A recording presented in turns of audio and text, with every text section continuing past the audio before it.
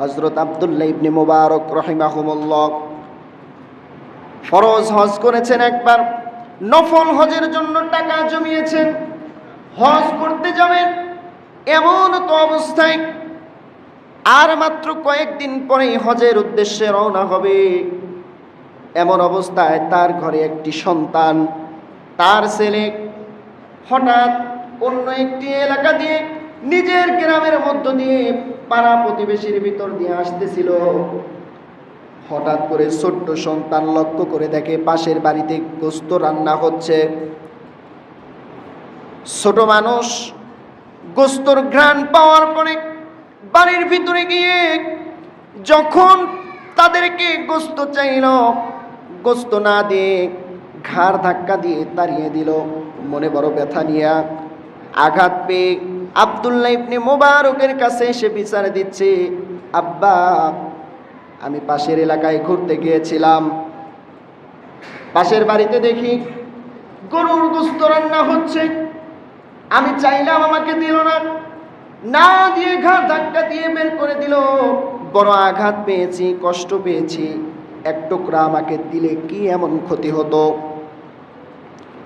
আব্দুল্লাহ বিন মুবারক রাহিমাহুমুল্লাহ ছেলের এমন আঘাত, এমন কষ্ট, আব্দুল্লাহ ইবনে মুবারক রাহিমাহুমুল্লাহ ছেলেকে নিয়ে প্রতিবেশীর বাড়িতে চলে গেলেন। বাড়ির দরজায় গিয়ে নক করতেছে, আসসালাতু আসসালামু আলাইকুম ইয়া আহলাল বাইত। বাড়ির ভিতর থেকে জবাব আসলো, ওয়ালাইকুম আসসালাম ওয়া রাহমাতুল্লাহ। বাড়ির ভিতরের মানুষ বের হয়ে আসলো। বাড়ির প্রধান বের হয়ে এসে দেখি এত বড় একজন আলেম আমার ঘরের দরজায়। ডাক দিয়া বললেন, হুজুর, এত বড় মাপের একজন আলেম আমার বাড়িতে, কি মেহমানদারি করাইতে পারি, কোথায় বসতে দিব?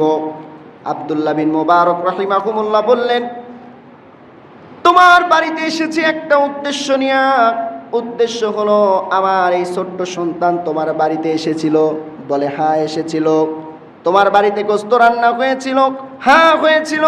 আমার সন্তানটা চেয়েছিল? হ্যাঁ চেয়েছিল। দাওনি কেন?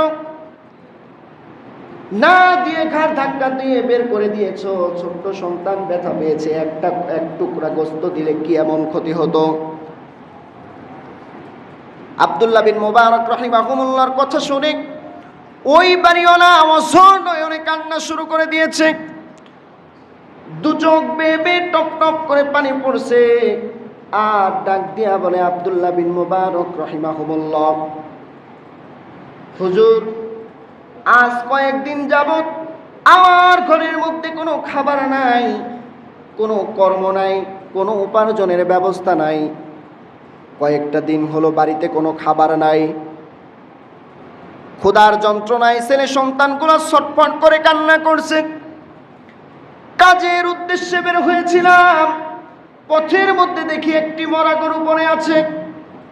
কোনো কর্ম না পেয়ে শেষ পর্যন্ত জীবন বাঁচানোর তাগিদে মরা গরুর গোশত কেটে নিয়ে এসে উনুনের উপর দিয়ে জাল দিয়ে এটাকে কষিয়ে আমার সন্তানদের মুখে তুলে দিচ্ছি, আর তাদের ক্ষুধা নিবারণ করছি, পরিবারের আহার যোগাইতেছি।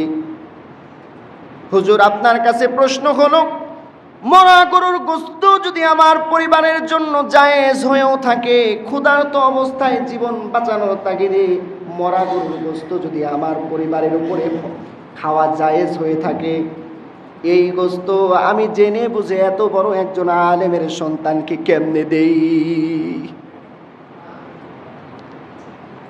আমার উপরে যদি জায়েজ হয়েও থাকে, আপনার উপরে গরুর গোশত খাওয়া জায়েজ নাই।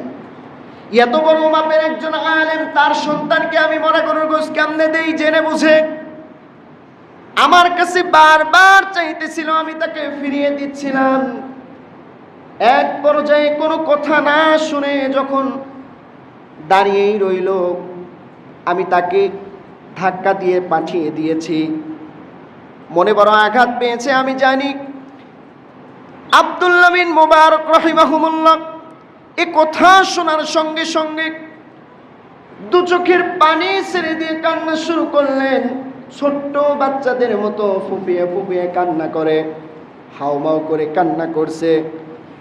আর ডাক দিয়া বলছে, আমার প্রতিবেশী হয়ে এত কষ্টে আছো, না খেয়ে আছো, কোনো কর্ম নাই, কোনো খাবার নাই ঘরে, অথচ আমি তোমার খবর দিতে পারি নাই, একটু অপেক্ষা করো। আব্দুল্লাহ বিন মুবারক রাহিমাহুল্লাহ দৌড়িয়ে বাড়িতে চলে গেলেন। বাড়িতে যাওয়ার পরে হজে যাওয়ার জন্য যে টাকাগুলা জমিয়েছিল ওই টাকাগুলা নিয়ে দৌড় দিয়ে প্রতিবেশীর বাড়িতে গিয়ে প্রতিবেশীর হাতে তুলে দিচ্ছে। আর ডাক দিয়া বলে, আমার প্রতিবেশী হওয়ার পরে, এত নিকটবর্তী থাকার পরেও তোমার খোঁজ খবর নিতে পারি নাই, না খেয়ে আছো, বড় কষ্ট করে আছো, অথচ খোঁজ খবর নিতে পারি নাই। এই নাও টাকা, অতি দ্রুত করে বাজারে যাও, খাবারের ব্যবস্থা করো, ছেলে সন্তানের মুখে খাবার তুলে দাও, আর বাকি টাকা দিয়া তুমি ব্যবসা বাণিজ্য করে পরিবারের আহার জুগিয়ে না।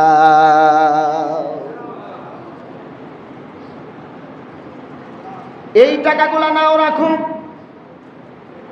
আমি ফরজ হজ একবার করে ফেলেছি, নফল হজের জন্য নিয়ত করেছিলাম, আমি আর হজে যাব না। এই অতএব এই টাকাগুলা তুমি রাখো, আর কর্মসংস্থান ব্যবসা বাণিজ্য করে খাবার রুটি জোগাড় করো। আর তোমার কাছে আমি হাত জোর করে মাপ চাই, আমার প্রতিবেশী হয়ে তোমার খোঁজ খবর নিতে পারি নাই, না খেয়ে আছো, কিয়ামতের ময়দানে আমার বিরুদ্ধে মামলা দায়ের করো না। আমার বিরুদ্ধে যদি মামলা দায়ের করো, কিয়ামতের ময়দানে আমি আল্লাহর সামনে আসামি হয়ে যাব, জাহান্নাম ছাড়া আমার কোনো গতি হবে না। জবাব দেওয়ার মতো কোনো ভাষা আমি আব্দুল্লাহ বিন মুবারক খুঁজে পাবো না। তাদের দান, তাদের ত্যাগ তিতিক্ষা কেমন ছিল! হজ করেছে, নফল হজের জন্য রওনা দিবে, এমন অবস্থায় হজের টাকা সম্পূর্ণ দান করে দিয়েছে। আব্দুল্লাহ বিন মুবারকের এই দানকে আল্লাহ তাআলা এত পছন্দ করে নিয়েছে, এত পছন্দ মহান রবের হয়ে গিয়েছে। আব্দুল্লাহ বিন মুবারক রাহিমাহুল্লাহ সে বছরে হজে যায় নাই, টাকাগুলা সব দান করে দিয়েছে। হজের সময় চলে এসেছে, হজ সম্পূর্ণ হলো। হজ সম্পূর্ণ হওয়ার পরে আব্দুল্লাহ বিন মুবারক রাহিমাহুল্লাহ তার বন্ধু, তিনিও একজন আলেম, হজে যাওয়ার আগে বলেছিল, বন্ধু হজে যখন যাবা তখন আমার সঙ্গে যাও, তুমি আমাকে সঙ্গে করে নিও, তোমার সঙ্গে এবার আমি হজে যেতে চাই। আব্দুল্লাহ বিন মুবারকের বন্ধু হজ থেকে ফিরে আসার পরে বলে, বন্ধুর বাড়িতে এসে বলে, বন্ধু তোমাকে বলেছিলাম হজে যাওয়ার সময় আমাকে যেন তোমার সঙ্গে করে নিয়ে যাও, নিলা না, ভালো কথা, নাওনি, কিন্তু তুমি হজে থেকে কবে আসলা? আব্দুল্লাহ বিন মুবারক বলে, আমি তো এবছরে হজেই যাই নাই। বন্ধু রাগান্বিত হয়ে আবার বলে, হজে আমাকে সঙ্গে করে নাও নাই, ভালো কথা, কিন্তু মিথ্যা কথা কেন বলো? আব্দুল্লাহ বিন মুবারক রাহিমাহুল্লাহকে বলে, বন্ধু হজে তুমি গিয়েছো, আমাকে সাথে করে নাও নাই, আবার হজে যাওয়ার পরে তোমার পিছনে পিছনে কতবার ডেকেছি, তুমি আমার ডাকে সাড়া দাও নাই। আব্দুল্লাহ বিন মুবারক রাহিমাহুল্লাহ চুপ করে আছে। বন্ধু বলেই যাচ্ছে, বন্ধু হজে যাওয়ার পরে আমি যখন তাওয়াফ করতেছিলাম তখন দেখি তুমি আমার সামনে, যখন সাফা মারওয়া সাই করতেছিলাম তখন দেখি তুমি আমার সামনে, প্রত্যেকটা কাজ সম্পূর্ণ করেছি, প্রত্যেকটা কাজ আমি দেখেছি, তুমি আমার সামনে সামনে করেছো, একটাবার ডাকের সাড়া দাও নাই। আব্দুল্লাহ বিন মুবারক রাহিমাহুল্লাহ বড় আশ্চর্য হয়ে গেলেন, কোনো কথার জবাব দিলেন না। বন্ধু বাড়ি থেকে বিদায় নিল। রাত্রেবেলা, ওই দিন রাত্রেবেলা আব্দুল্লাহ বিন মুবারক রাহিমাহুল্লাহ তাকে স্বপ্নের মধ্যে দেখানো হচ্ছে, আব্দুল্লাহ বিন মুবারক তুমি হজে না গিয়ে হজের টাকাগুলা দান করার কারণে আল্লাহ তাআলা তোমার এই দানকে এত পছন্দ করে নিয়েছেন, এই দান আল্লাহ তাআলা এত কবুল করে নিয়েছেন। এই দানের বদৌলতে মহান আল্লাহ পাক রব্বুল আলামিন তোমার হজকে কবুল করে নিয়া, তোমার হজে যাও নাই তাই কি হয়েছে, তোমার হজটাকে একজন ফেরেশতা নিযুক্ত করিয়া তোমার হজকে সম্পূর্ণ করিয়েছে এবং এবছরে যত হাজি মক্কা মদিনায় গিয়েছে সকলের হজ তোমার ওসিলায় আল্লাহ কবুল করে নিয়েছি।